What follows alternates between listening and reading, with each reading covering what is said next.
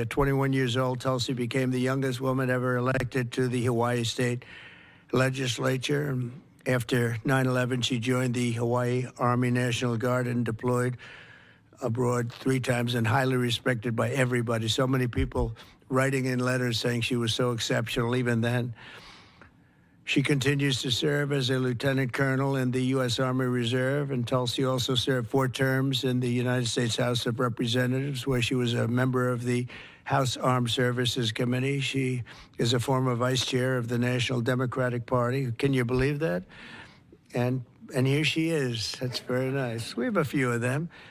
But she was never a Democrat. She was, at heart, she was a Republican. I watched her, and was a 2020 Democrat candidate for President of the United States. It's not easy, right? It's not so easy. People think it's easy. It's not easy. Throughout her service, Tulsi has always distinguished herself as a leader of the highest caliber.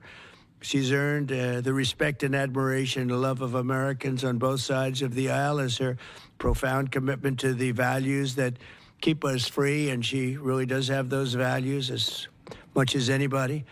In recent years, Tulsi has been a courageous and often lonely voice speaking out against radical left's attacks on free speech and the dangers of an unelected deep state. And I have to say she was very, very strong for me when I was going through all of the fake news and all of the problems that we had with some very sick people. She was always out there. Before I really knew her as well, she was out there defending me, so I appreciated that, Tulsi. But the threat of a warmongering military-industrial complex and the weaponization of government and governmental people that go out and persecute. They like to persecute people that are innocent. Tulsi herself became a target of that weaponization when she was outrageously placed on a suspected terrorist watch list by the Biden regime. It's a very evil regime after criticizing their appalling abuses of power.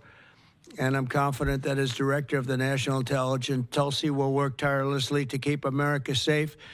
And she's been doing that her entire career. I think it's going to be a very natural day for you when you walk in. It's just have to keep the way you are. Just stay the way you are. She'll be clear-eyed and she'll be focused on the threat of radical Islamic terrorism and lots of other threats, too, threats from within, and give no quarter to America's foreign enemies. At the same time, I'm entrusting Tulsi with the responsibility of overseeing urgently needed reforms to the U.S. intelligence community to protect the rights and the civil liberties of all Americans. She'll provide the American people with transparency, eliminate corruption, shrink the bloated bureaucracy, and restore honesty, integrity, and trust to the national security state. There's only one thing I can say, that there's nobody like her for this job. This was a very easy one for me. She was recommended by some of the top people in that world. It's a little world, you know. It's a little smart world. It sometimes can be an evil world when the wrong people are there, but we have the right one. She's had so many great recommendations. I would say Pam was right up there with her, Pam Bondi. She had a lot. I didn't need, I know her a little bit better, and you're doing a fantastic job after about 3 or 4 days, right? You've had a lot of experience, but you've never seen anything like this, Pam. But you're going to do fantastic as the Attorney General, fantastic. So thank you and congratulations. We did this with Pam a few days ago, and this is again my honor. So congratulations to Tulsi, and I think Pam is going to administer the oath, and when she does that, I'll sign your new certificate. Good. Thank you. Thank you very much, everybody.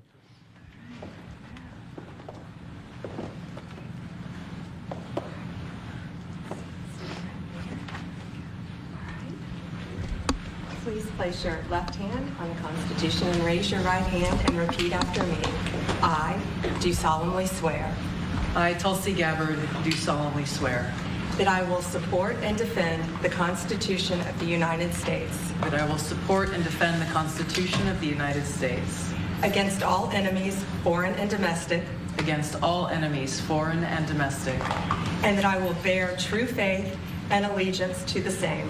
And that I will bear true faith and allegiance to the same. That I take this obligation freely. I take this obligation freely. Without any mental reservation. Without any mental reservation.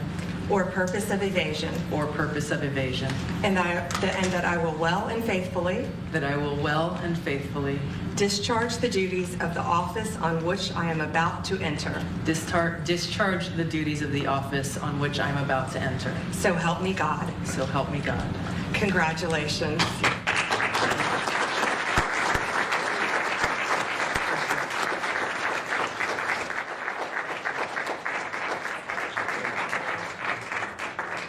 That's great. Thank you. It's a big deal. Thank you. Okay. How's the Oval Office looking? A little different look, right? It's the Oval Office. Easy. Yeah, we'll get a good one here.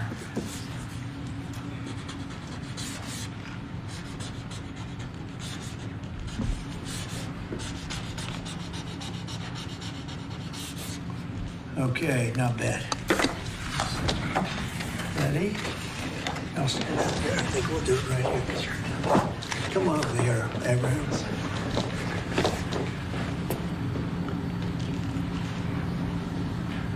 Okay, I'm sure there are no questions. Mr. President.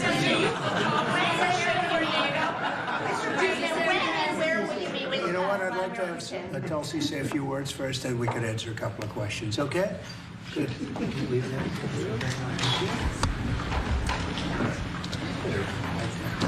That's good.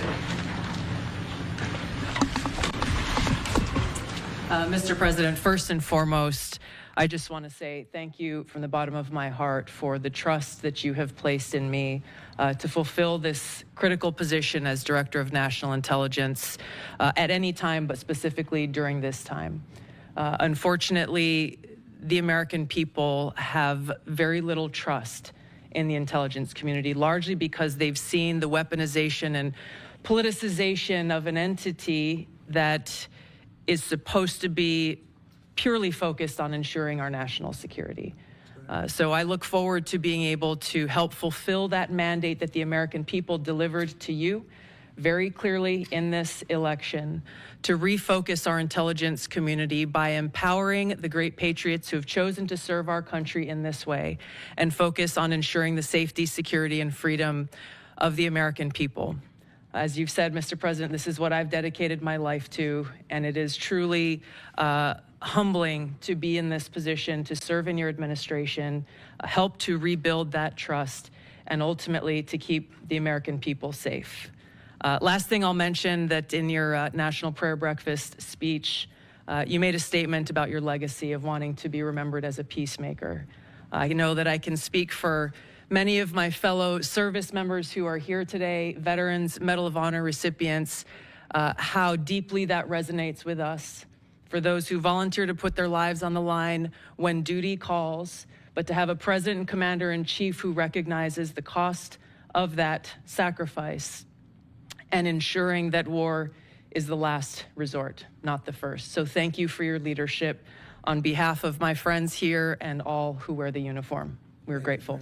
Thank you. Congratulations. Thank you.